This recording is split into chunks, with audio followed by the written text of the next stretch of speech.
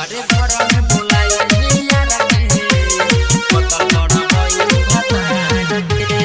Singing by Sunil Madhubnia. बारे औरत के नाम पर कलम करे तू तमारी देले ऐसन डम करे।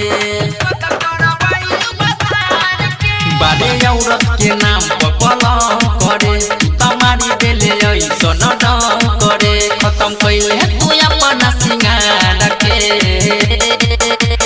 घर में बोलाई यार के कतल करबैलू भातार के।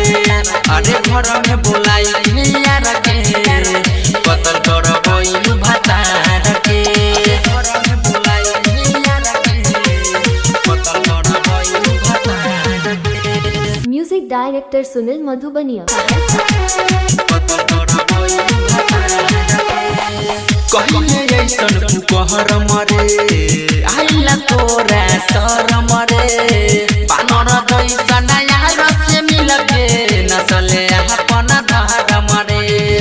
कहिए ऐसन कुकहर मरे आइला तोरा सर मरे। पानर जैसन यार से मिलके नसले अपन धार मरे। तू बदल ले अपन विचार के घर में बोलाई यार के कतल करबैले भातार के। अरे घर में बोलाई यार के कतल करबैले भातार के।